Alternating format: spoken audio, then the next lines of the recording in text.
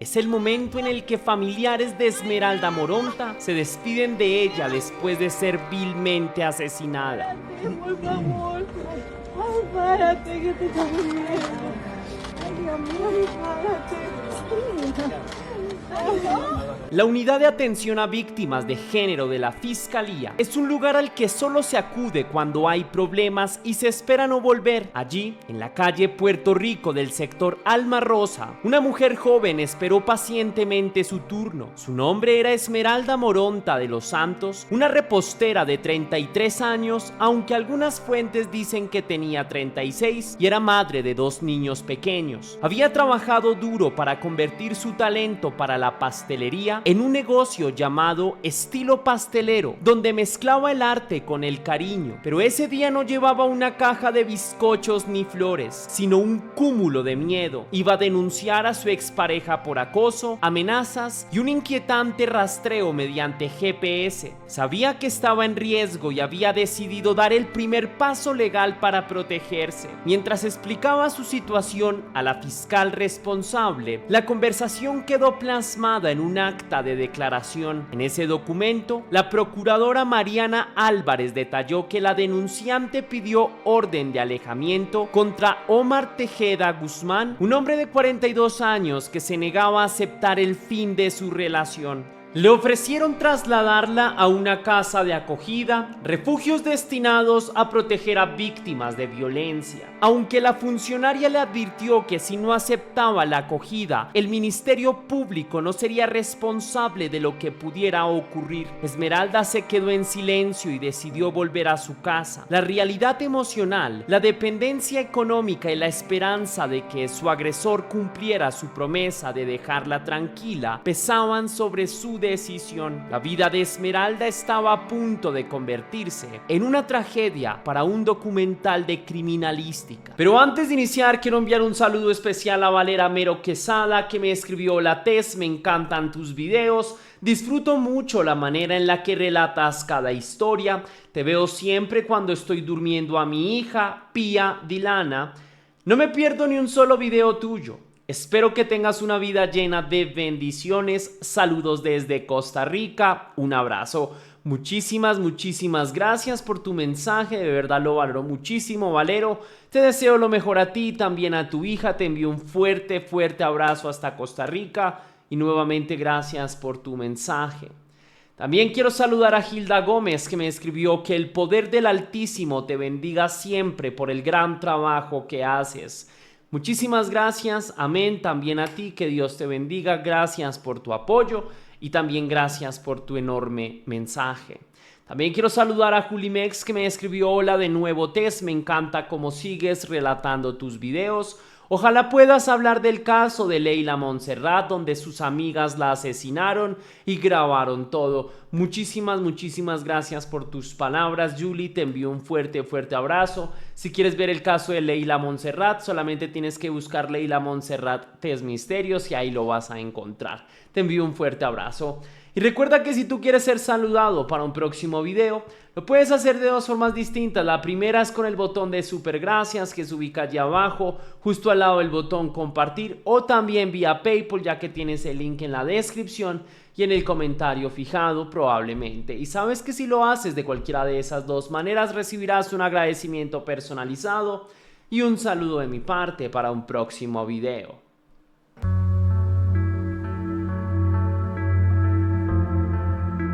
Bueno, mi hermana fue una persona empática ante su entorno,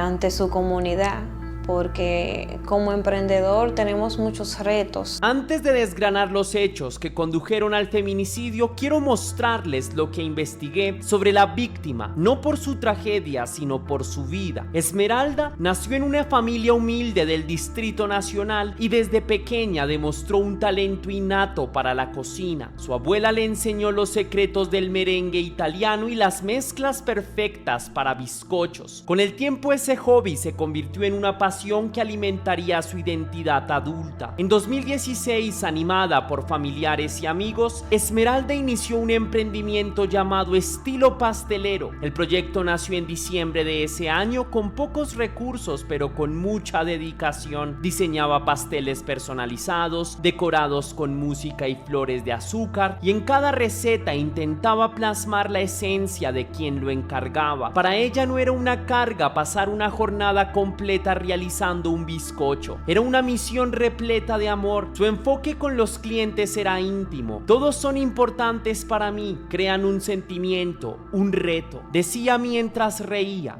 Esmeralda no solo era repostera, también era madre de 2 hijos de 10 y 3 años a quienes adoraba. Sus publicaciones en redes se alternaban entre fotos de sus pasteles y momentos con sus niños, celebrando cumpleaños y paseos. Se preocupaba por darles estudios y educación en valores. Algunas fuentes señalan que tenía 33 años al momento de morir, pero otras decían 36. La discrepancia de edad, sin embargo, no cambia su realidad. Era una mujer joven cuya trayectoria estaba en ascenso. En las palabras de quienes la conocían, Esmeralda era afable y luminosa. Sus elaboraciones buscaban impactar la vida de sus clientes con amor, dulzura y cariño. Esa combinación de talento y empatía fue lo que más se extrañó el día de su velorio. Su prima lamentaría posteriormente que la sociedad perdiera a alguien que aportaba a la comunidad con su trabajo y sobre todo a sus hijos, a quienes criaba con un amor palpable. Su emprendimiento no solo le daba ingresos, le daba independencia y orgullo. Entonces, ¿cómo llegó esa mujer emprendedora a enfrentar el acoso de un hombre que se convertiría en su verdugo?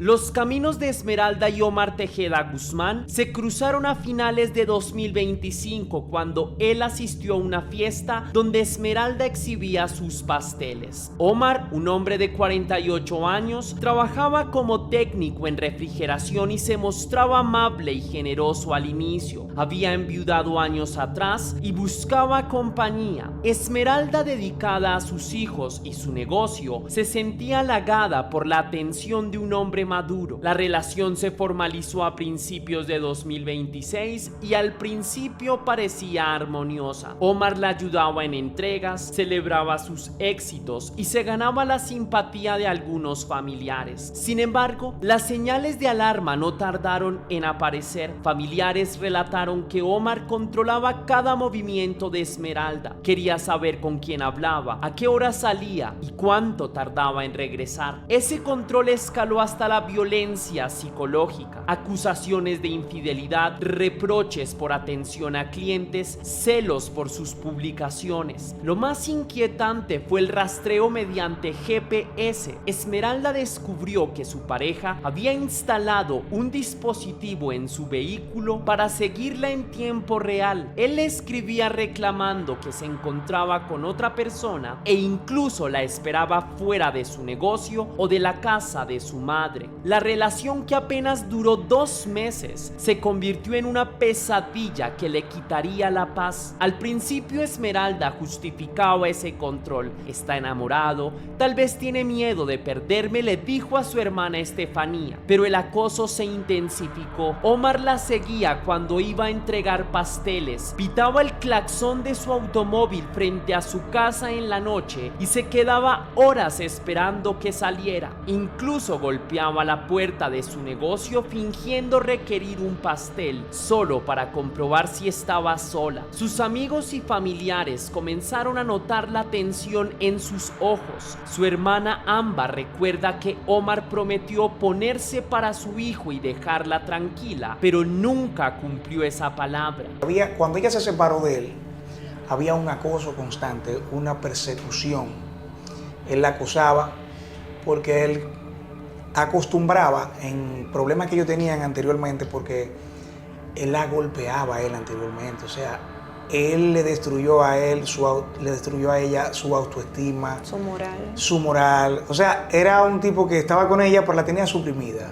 Tenía muchos daños psicológicos. Esmeralda no era ingenua. Al notar que la situación escapaba de su control, decidió terminar la relación. Omar reaccionó con amenazas veladas, la acusó de engañarlo, insinuó que haría algo para arruinar su negocio y le exigió que volviera. Esmeralda, temiendo por su vida, contó a su familia los detalles del acoso y guardó capturas de mensajes que demostraban la persecución. Compartió esas pruebas con una amiga y con una de sus hermanas, instruyéndoles que, si algo le ocurría, las entregarían a las autoridades. Con el acoso aumentando y el miedo creciendo, Esmeralda decidió acudir a la Unidad Integral de Atención a la Violencia de Género del sector Alma Rosa. Allí, en compañía de su amiga, presentó una denuncia formal contra Omar por acoso, amenazas y rastreo con GPS. Solicitó también una orden de alejamiento. Según el informe policial, la querella fue registrada el 13 de mayo de 2026 a las 2:52 de la tarde. El personal le explicó que podía acogerse a un refugio. Ella lo rechazó, argumentando que tenía que atender su negocio y cuidar a sus hijos. La decisión que tomó esa tarde se convertiría en el hilo conductor de nuestra narración de hoy. Muchos se preguntan por qué Esmeralda se negó a ir a un refugio. La respuesta es más compleja. Las casas de acogida se mantienen en ubicaciones secretas y en ellas se brindan protección, apoyo psicológico y legal, pero también significan abandonar la vida cotidiana, el trabajo y en ocasiones a la familia extendida. Para una madre autónoma como Esmeralda, dejar su negocio y a sus clientes no era una decisión fácil. Además, el protocolo no obliga a las víctimas a ir, solo se ofrece como opción. Al salir de la fiscalía, Esmeralda estaba convencida de que la orden de alejamiento sería suficiente. Ya hice lo que tenía que hacer, le dijo a su amiga, intentando sonreír. Nadie podría imaginar que Omar la esperaba a unos metros en su coche, observando cada movimiento. Aunque quiero aclarar que el coche que utilizó ese día Omar era un coche diferente al que él poseía, y en ese momento sería el inicio de una tragedia.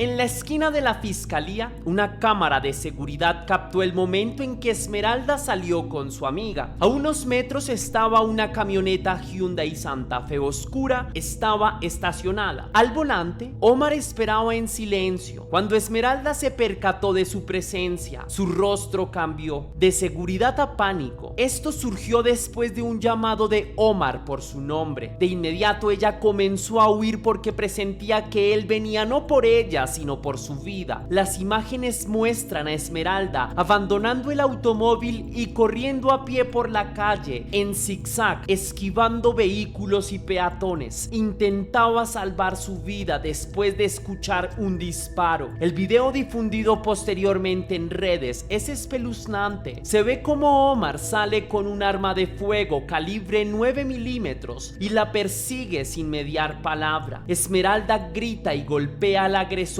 con su cartera, pero él se mantiene firme. En un instante, ella corre tan rápido que casi la atropella un vehículo que pasa a toda velocidad. Los transeúntes observan sorprendidos, algunos gritan, pero nadie se atreve a intervenir. Esta falta de apoyo ciudadano sería posteriormente criticada por la familia, que lamentó la indiferencia de quienes presenciaron la persecución. Al correr por la calle Puerto Rico, Esmeralda se dirige a un pequeño colmado, una tienda de barrio, buscando refugio. Es una tarde de miércoles y el comercio está lleno de clientes. Ella se abre paso entre las estanterías de galletas y bebidas. Mira al dependiente con ojos desesperados. Por favor, ayúdeme, suplica. Minutos antes, una niña había comprado dulces allí. Ahora la misma escena se convertiría en un pasillo de muerte. Omar entra segundos después con el arma en alto. El video muestra que no intenta hablar. Levanta la pistola y dispara varias veces. Esmeralda cae al suelo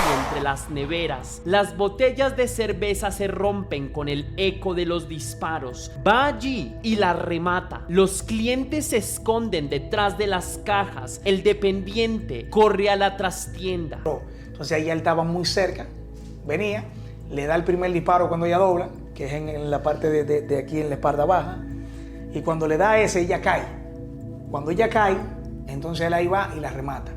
En cuestión de segundos, el silencio se apodera del colmado. Omar mira el cuerpo de Esmeralda, se lleva la pistola a la cabeza y aprieta el gatillo. Cuando la policía llega, encuentran ambos cuerpos en un charco de sangre. La tragedia ocurrió a las 2:52 de la tarde, la misma hora en que Esmeralda había firmado la denuncia contra él, en un cruel paralelo temporal. Para muchos dominicanos, el hecho de que el feminicidio ocurriera justo frente a la unidad de violencia de género es una evidencia de la falla en la protección institucional. En la escena del crimen se incautó la pistola 9 milímetros y se recuperaron casquillos de bala. La Policía Nacional en su reporte preliminar señaló que el agresor persiguió a la víctima hasta el interior del establecimiento y disparó en varias ocasiones. La tragedia dejó a 2 niños huérfanos y a un país conmocionado. Al terminar este capítulo, imagina a los agentes del Instituto Nacional de Ciencias Forenses levantando los cuerpos mientras familiares comienzan a llegar al lugar. ¿Cómo se enfrentarán a la noticia de que su hermana, hija y madre murió a unos metros de la oficina que debía protegerla? En las semanas posteriores, la indignación creció y se transformó en presión mediática. Programas de televisión, podcast y canales de YouTube analizaron cada detalle. Se difundió la grabación de la persecución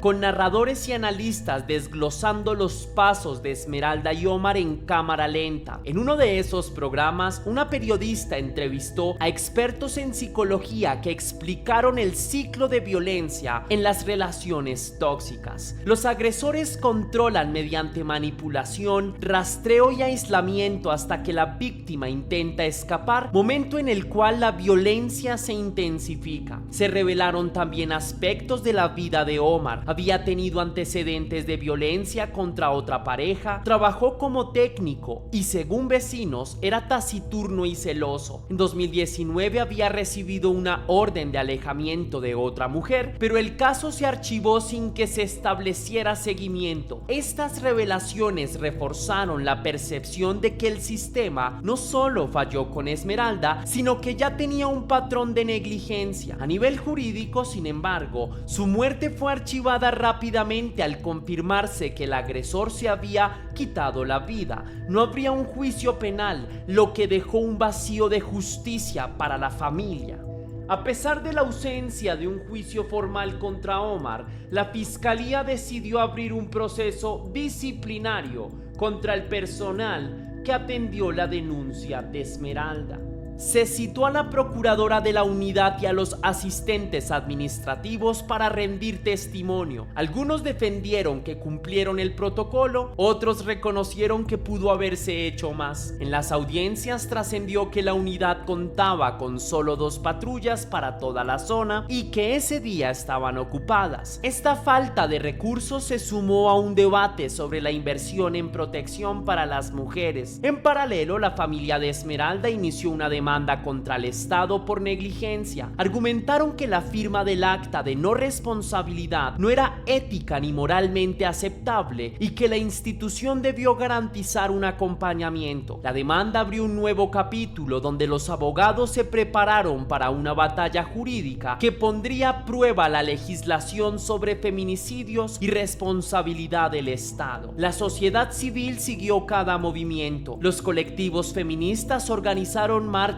frente al Palacio de Justicia con pancartas que exigían ni una más. Artistas realizaron performance con pasteles decorados en su honor, simbolizando su profesión y la dulzura que fue truncada. Las redes sociales generaron hashtags que se volvieron tendencia por justicia para Esmeralda. El capítulo concluye con un nuevo giro. Un medio de comunicación filtró el acta de declaración de Esmeralda, el documento que había mencionado mencionado se hizo público exponiendo la frase: se le explicó que el Ministerio Público no se responsabiliza de lo que pueda pasar. La filtración causó enojo, pues parecía exonerar a la institución mientras imponía la carga sobre la víctima. La sociedad se dividió entre quienes defendían que era un procedimiento necesario y quienes lo veían como un acto de lavado de manos. La tensión vuelve a aumentar. ¿Podrá la demanda de la familia derribar ese mecanismo legal? ¿Se abrirá un debate sobre la reforma de la ley de violencia de género?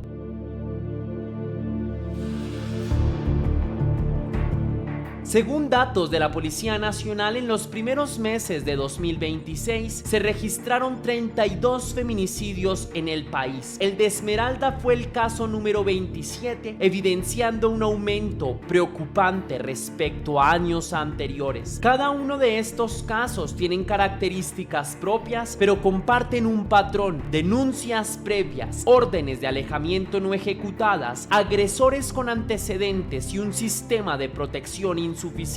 Uno de los casos más recordados es el de Carla Maciel, asesinada en 2014 después de denunciar varias veces a su pareja. También el caso de Natalie Ramos, quemada viva en 2021 tras rechazar entrar a un refugio. Estos nombres se citaron en manifestaciones como ejemplos de que el problema no es nuevo y que el caso de Esmeralda no era una excepción sino la punta del iceberg. La familia de Esmeralda se reunió con otras familias víctimas de feminicidio para crear una red de apoyo mutuo y presionar por cambios legales. Activistas señalaron que muchos agresores usan dispositivos tecnológicos para vigilar a sus víctimas. El caso de Esmeralda puso en primer plano el uso de GPS. Algunas organizaciones sugirieron legislar para que el rastreo no consentido sea considerado un delito autónomo. Esto generó un debate, ya que la línea entre vigilancia ilegal y monitoreo de vehículos robados puede ser difusa, pero la evidencia demostraba que el GPS en su vehículo fue una herramienta de control que permitió a Omar conocer sus rutas y horarios. Por otra parte, se destacó la importancia de las redes de apoyo entre mujeres. En varias entrevistas, Estefanía relató que Esmeralda le había pedido que, si algo le pasaba, contactara a un colega con las pruebas. Ese gesto simple fue un acto de anticipación. Ella sabía que su vida corría peligro y buscó asegurarse de que su historia no se perdiera en un expediente. Gracias a esa instrucción, hoy conocemos detalles del acoso y podemos reconstruir la tragedia.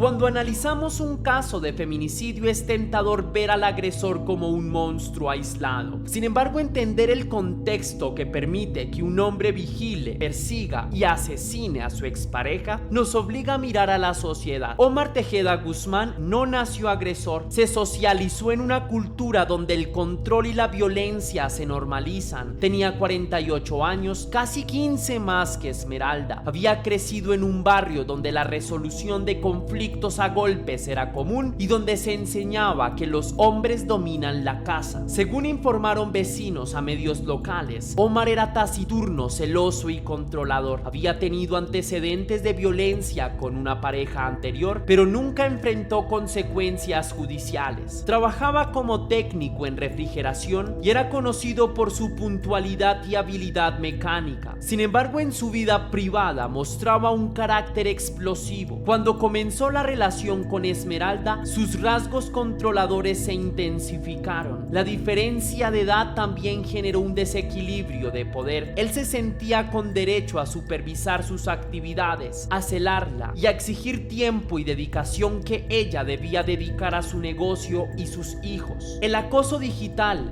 mensajes constantes, llamadas, monitoreo de redes sociales se ha convertido en una extensión del maltrato psicológico. Los expertos en violencia de género explican que, al igual que el control económico o el aislamiento social, la vigilancia tecnológica forma parte del ciclo de abuso. Los psicólogos que analizaron este caso mencionaron otro factor que me parece importante: el narcisismo. En una entrevista televisiva, un especialista explicó que muchos agresores presentan rasgos narcisistas que les impiden aceptar el rechazo. Para ellos, la idea de que que su pareja los abandone es una afrenta a su ego. Cuando la víctima decide terminar la relación, ellos interpretan la decisión como una provocación y activan mecanismos de venganza. En el caso de Omar, su acto final de matar a Esmeralda y luego quitarse la vida puede interpretarse como un intento de mantener el control hasta el último momento. Si no eres mía, no serás de nadie y yo decido cómo termina esta historia. En este capítulo